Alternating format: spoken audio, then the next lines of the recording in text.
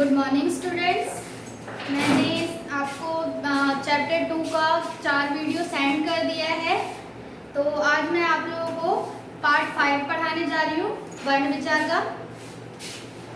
आप लोग समझेंगे। आप लोगों का टॉपिक कहाँ खत्म हुआ था? संयुक्ताक्षर पे खत्म हुआ था। तो आज हम लोग स्टार्ट कर रहे हैं लेखन विधि से। लेखन विधि।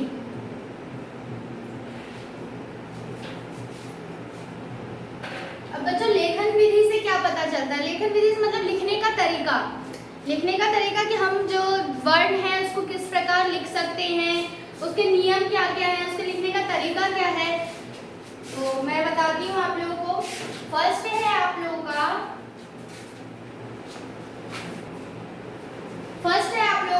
हलंत लगाकर। हलंत लगाकर। हलंत का निशान चिन्ह कैसे होता है? इस प्रकार होता है, लगाकर। अब देखो मैं पढ़ती हूँ आप लोगों इसका डेफिनेशन। बिना पाई वाले व्यंजनों में हलंत लगाकर उनका अरहित रूप लिखा जाता है। जैसे अब देखो, जिस भी व्यंजन में अगर पाई नहीं होता, पाई अर्थात ये, ठीक है, यानी कि जब ये हट जाएगा तो कोई भी वर्ण क्या हो जाएगा? आधा हो जाएगा, है ना। अब ये हट जाएगा तो क्या बन जाएगा? आधा क बन जाएगा, है ना। अगर ये हट जाएगा, च में से च लिखा मैंने यहाँ पे, ठीक है, और अगर च में से मैंने हलंत हटा दिया या पाई हटा दिया तो क्या आधा च बन जाएगा, है ना। तो ऐसे वर्णों को लिखने के लिए जब अरहित रूप इनका पाई हटा दिया जाता है तो वहां पे किसका प्रयोग करते हैं बच्चों? वहां पे हलंत चिन्ह का प्रयोग करते हैं। जैसे कि यहाँ पे देखो पाठ्य, ठीक है, पाठ्य हो गया, विद्या, विद्या, ठीक है।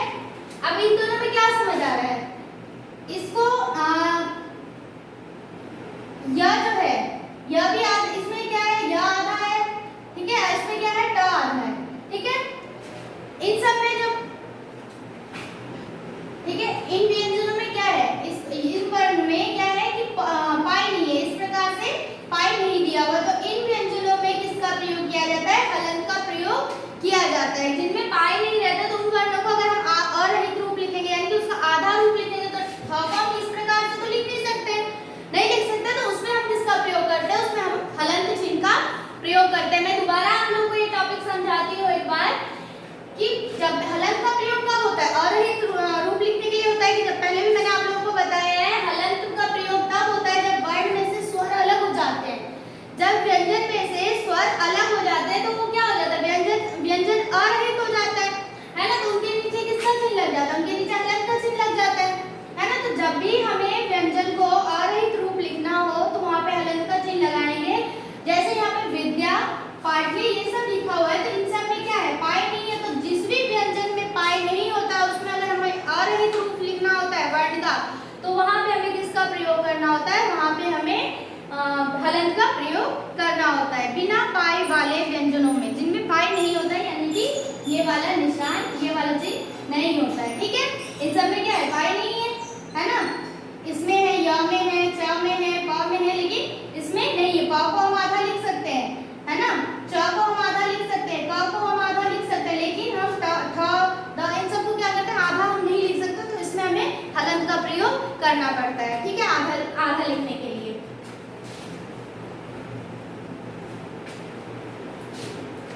अब आप लोगों का अगला टॉपिक आता है पाई हटाकर, ठीक है। एक तो ये हलंत लगाकर और दूसरा आता है पाई हटाकर।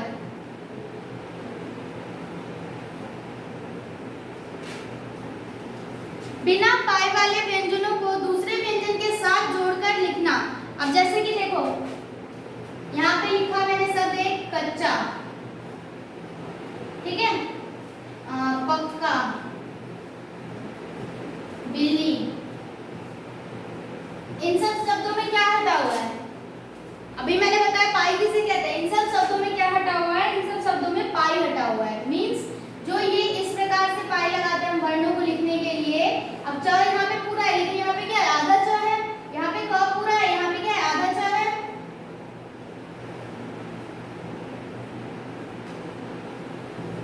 यहाँ पे ल में क्या है, पाई नहीं लगा हुआ, यहाँ पे लगा हुआ, यहाँ नहीं लगा हुआ है, तो इनमें क्या है, पाई हटा दिया गया है। तो जब दो व्यंजनों को हमें एक साथ लिखना होता है पाई हटाकर, तो हम जो सेम व्यंजनों को एक साथ लिखना होता है या फिर हमें व्यंजन को आधा लिखना होता है, तो हम क्या करते हैं, पाई हटा देते हैं। ठीक है, एक बार फिर पढ़ के बता दूं, बिना पाई वाले व्यंजनों को दूसरे व्यंजनों के साथ जोड़कर लिखना, जैसे लक्ष्मण, सूक्ष्म, अच्छा, संख्या, पाठ आदि। ठीक है, ये सब दिया हुआ है सब कि पाई हटाकर हम दो व्यंजनों को कैसे जोड़कर लिखते हैं। ठीक है, समझ आ गया, बिना पाई वाले व्यंजनों को दूसरे व्यंजनों के साथ जोड़कर लिखा जाता है। ठीक है, उनको हम अलग से नहीं लिख सकते, उन्हें हम दूसरे व्यंजनों के साथ जोड़कर लिखते हैं। ठीक है, अब अगला आता है आप लोगों का घुड़ी हटाकर।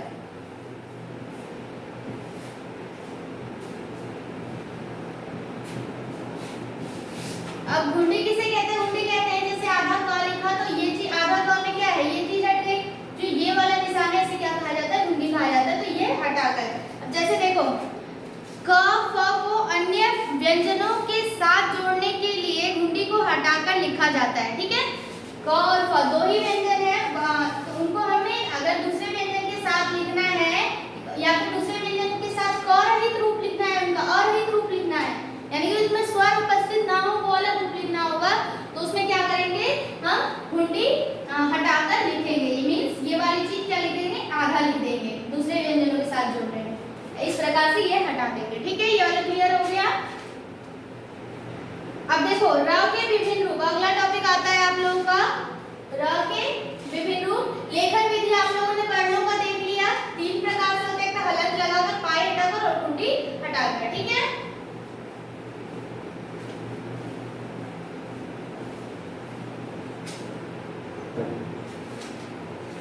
अब आता है र के विभिन्न रूप।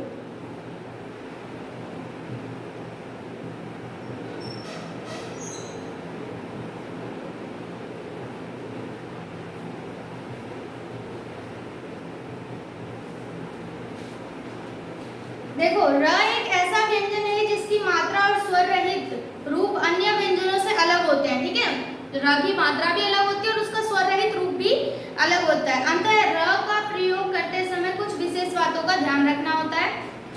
फर्स्ट, स्वर रहित व्यंजनों के साथ र का प्रयोग उन व्यंजनों के नीचे किया जाता है, जैसे म के नीचे, ग के नीचे और क के नीचे। ठीक है, जब भी हमें क्या रहता है, स्वर रहित व्यंजन के साथ र का प्रयोग, स्वर रहित व्यंजनों के साथ र का प्रयोग कहाँ किया जाता है, इस प्रकार से नीचे किया जाता है। ठीक है, अब जैसे ये दिखेगा म्र, क्र, क्र। ठीक है, इन सभी का ये स्वर रहित व्यंजन है, उनके नीचे क्या होगा, उनके नीचे र जो लगेगा उसमें जो र का प्रयोग होगा नीचे की तरफ होगा। ठीक है, उसके बाद आप लोगों का आता है स्वर रहित र का प्रयोग अगले अक्षर के शीर्ष पर किया जाता है। जैसे अब देखो, स्वर रहित अगर क पहले लिखा जाएगा र तो ऐसे होगा। ठीक है, अगर स्वर रहित व्यंजन में स्वर रहित व्यंजन के बाद होगा तो वहां पे क्या लिखा जाएगा, अगले व्यंजन में लगाया जाएगा, जैसे कि कर्म, ठीक है, धर्म,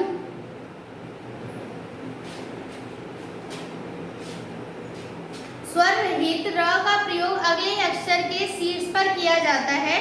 ठीक है, ये इसका क्या नाम है, इसका नाम है स्वर रहित र। ठीक है, अब आता है उ मात्रा के साथ र होने पर मात्रा नीचे ना लगाकर र के मध्य घुंडी के साथ लगती है। अब देखो, जब भी र में क्या उ की मात्रा लगाई जाती है तो कभी आप लोग ऐसे लगाते हो, नहीं ऐसे लगाते हो, नहीं, उसमें क्या मध्य मतलब बीच में लगाई जाती है। घुंडी मतलब अभी बताया मैंने कैसी मात्रा होती है, इस प्रकार छोटे उ की और इस प्रकार बड़े उ की लगाई जाती है। ठीक है, तो र में मात्रा छोटी उ की कहाँ लगाई जाती है, मध्य में, यानी कि र के बीच में लगाई जाती है। अब देखो, जैसे इसमें दिया हुआ है कुछ मात्राएं, रुपया, रुकना, रुचि आदि।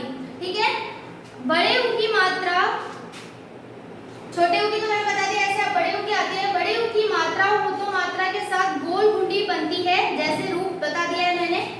अब आता है श के साथ र हो तो, अब स के साथ र आएगा तो उसको किस प्रकार से हम लिख सकते हैं, उसको हम लिख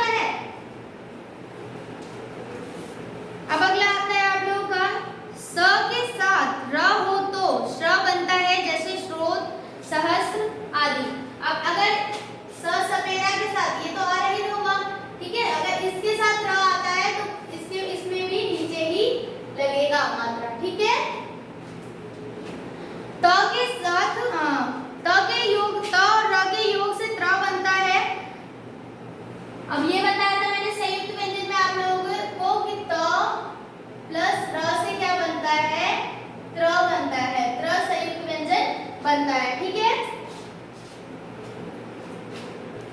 अब देखो कहीं पे भी अगर स प्लस र आए तो हम इसको किस प्रकार लिख सकते हैं, तो इसको हम लिख सकते हैं आधा स, क्योंकि इसमें तो अ नहीं है तो ये तो आधा ही माना जाएगा, तो इस प्रकार से लिख सकते हैं।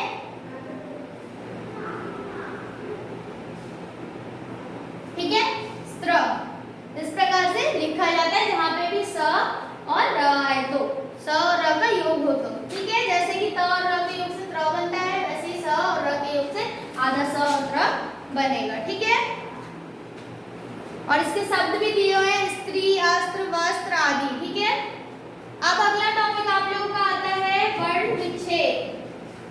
अगला टॉपिक आप लोगों का है वर्ण विच्छेद।